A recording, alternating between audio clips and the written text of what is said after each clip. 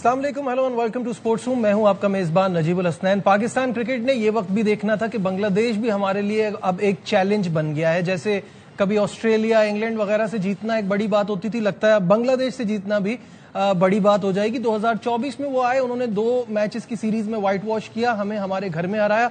उस वक्त हमने ये सोचा था कि शायद कोई फ्लूक लग गया और शायद हमारी डिफेंसिव अप्रोच थी, शायद पिचेस हमने ठीक नहीं बनाई थी, तो इस वजह से हमें ये शिकस्त का सामना करना पड़ा। लेकिन बांग्लादेश ने ये साबित किया इस सीरीज में कि इस वक्त हमारी क्रिकेट का स्टैंडर्ड यही है। Taking nothing away from the Bangladeshi team, उन्होंने बहुत अच्छी क्रिकेट खेली, लेकिन यहां यह भी मानना होगा कि हमने बहुत खराब क्रिकेट खेली। ना बैटिंग हो सकी, ना बॉलिंग हो सकी, ना फील्डिंग हो सकी, ना कप्तानी अच्छी थी, ना रिव्यू सही लिए गए।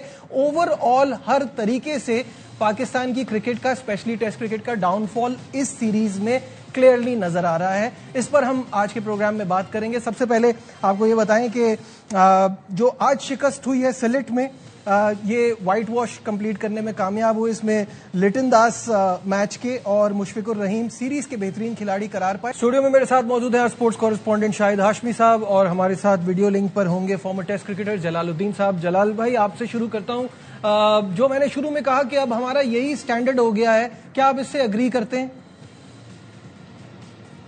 मैं तो 100% एग्री करता हूँ, और पिछले 10 साल से एक बात कह रहा हूँ कि हम जो अब प्ले डेवलप कर रहे हैं वो एवरेज प्ले डेवलप कर रहे हैं, और जो कि हमेशा मुश्किल सिचुएशन में परफॉर्म नहीं करेंगे, और जब आसान अपनी उनकी कंडीशन आएंगी तो उसमें परफॉर्म करेंगे। तो मेरा ख्याल है बिल्कुल सही बात है कि हम अब बी ग्रेड की टीम बन के रह गए। उसकी एक लंबी हिस्ट्री है, मतलब ऐसा नहीं है कि एकदम से हम ऐसा हो गए। बिल्कुल सही बात। हमारा जो स्ट्रक्चर है क्रिकेट का, चाहे वो ग्रास रूट से ले लें, चाहे उसको आप डिस्ट्रिक्ट और रीजन क्रिकेट ले लें, वहां पे जो जिस तरह क्रिकेट खेली जा रही है वो आज के मॉडर्न डेज से बिल्कुल मैच नहीं करती। जो भी हम प्लेयर डोमेस्टिक का जितना भी अच्छा प्लेयर बनाते हैं, वो इंटरनेशनल लेवल पे जाके स्ट्रेट अवे कम्पीट नहीं कर पाता। उसके लिए मैंने एक प्लान दिया था पहले, तीनों लोगों के लिए दिया था, ग्रास रूट्स का भी दिया था और first class and the Pakistan team. तो हमें बहुत कुछ करने की जरूरत है, और ये जो आज हम हार गए हैं बांग्लादेश से, ये तो सिम्टम्स है ना। अब हमें भी हारे हैं। आप पिछले 5 साल से कोई क्वालिटी परफॉर्मेंस दे नहीं पा रहा है, मासिवाय कभी एक आध ऑन ऑफ आप दे देते हैं। आप समझते हैं कि आपकी क्रिकेट सही हो गई। वजह यह है कि क्रिकेट हमारी सही नहीं है। ऑन एंड ऑफ कोई एक आध प्लेयर किसी फेज में आके परफॉर्म कर देते, हम समझते हैं सब कुछ सही हो गया। ऐसा है नहीं। और जो सबसे बड़ी बात है वो ये है कि जब आप प्लेयर हो, चाहे वो मैनेजमेंट हो, उनके ऊपर रिस्पॉन्सिबिलिटी एंड अकाउंटेबिलिटी वाला प्रोसेस है ही नहीं। वो एक दफा खराब होते हैं और चले जाते हैं, कहते हैं मैं यहाँ सही कर दूंगा, फिर वहां वो 1 साल गुजार लेते हैं, फिर कहते हैं मैं और सही कर दूंगा। तो इस तरह से जो मैनेजमेंट है जो बोर्ड की, वो चल रही है, जिससे कि ना तो रिस्पॉन्सिबिलिटी फिक्स है, ना कोई अकाउंटेबिलिटी हो रही। क्योंकि आपको जब आप वैल्यू सेट करते हैं टीम में, तो उसी की बेस पे आप अकाउंटेबिलिटी करते हैं। हमने तो कभी सुना नहीं कि हमारी टीम में भी कोई वैल्यू सेट की गई। मैं सुना नहीं है, क्योंकि मैं अंदर तो नहीं हूँ टीम के, मगर जो मुझे पता चलता रहा है वो ऐसा ही है। तो ये जो आपने बात कही है, इससे मैं 100% एग्री करता हूँ।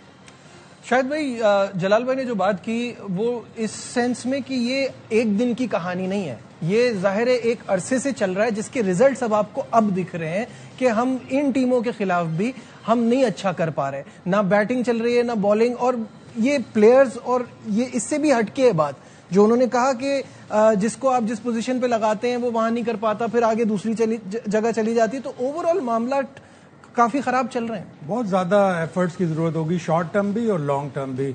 और क्राइसिस सिचुएशन है, इमरजेंसी की सिचुएशन है, झटके पे झटके लग रहे हैं पाकिस्तान टीम को। 2023 के ओडीआई वर्ल्ड कप में हम अफगानिस्तान से हारे, जिनसे हम हमेशा जीते थे, वो पहला झटका। 2024 में हमें 2 झटके लगे। पहला झटका लगा हमें जून में, जब हम यूएसए से हार गए T20 वर्ल्ड कप में। उसी साल अगस्त में हमें बांग्लादेश 2-0 हरा दिया, दूसरा झटका लगा। 2025 में हमें चैंपियंस ट्रॉफी के पहले राउंड में हमें बिना मैच जीते लग गया। और 2025 के शुरू में ही हमें वेस्ट इंडीज ने हमारी ही टैबलेट खिलाई हमें, जो हम स्पिन पंखे उनके लगा के कर रहे थे। दूसरा टेस्ट उन्होंने हमें हरा दिया। 2026 में हम T20 वर्ल्ड कप में सुपर 8 में पहुंचे तो, लेकिन जिस तरह हम पहुंचे वो भी हमें पता है कि किस तरह पहुंचे, और वहां से भी हम वापस आ गए, सेमीफाइनल में भी नहीं पहुंचे। आईसीसी इवेंट हो, होम सीरीज हो, अवे सीरीज हो, हमें झटके पे झटके लग रहे हैं और अबे हमें एड्रेस करने के लिए बहुत ज्यादा एफर्ट करनी पड़ेगी। बहुत ज्यादा लोगों को, अब जलाल भाई चूंकि हमारे साथ हैं इसलिए नहीं कह रहा, वाइजेस्ट मैन जिनको पता है कि ग्रास रूट से किस तरह इंप्रूवमेंट लानी है, ऐसे लोगों को ग्रास रूट पे लगाएं। छोटे बच्चों से लेके अगर आप अब आपने क्रिकेट के प्रॉब्लम्स एड्रेस नहीं किए तो पूरी दुनिया आगे निकल जाएगी और आप 10वें नंबर से भी बाहर चले जाएंगे। बिल्कुल ऐसा ही है। मुझे तो जलाल भाई इस बात पे हैरत होती है कि मैं अक्सर सुन रहा होता हूं कि इस WTC के साइकिल में हम अच्छा करेंगे, हम फाइनल में जाएंगे। कैसे? क्योंकि ये कोई जादू की छड़ी तो है नहीं जो चला देंगे तो आप फाइनल में चले जाएंगे। इस वक्त आप अपने बैटर्स को देखिए, लगता है कि वो अब 50, 60, 70 से ऊपर जाने का सोचते ही नहीं है। आप अपने बॉलर्स को देखिए, कल हमने वो स्टैट शेयर भी किया था स्क्रीन पे भी कि हमारी पेस बॉलिंग जो हमारी लेगेसी थी 37 की एवरेज है, यानी 62 बॉलों के बाद तकरीबन पेस बॉलर हमारा विकेट लेता है। हमारे स्पिनर्स ऐसे हैं कि उनके साथ अब पंखे ही लेके अवे भी जाना पड़ेगा क्योंकि अपनी कंडीशन के बगैर तो वो विकेटें नहीं लेंगे।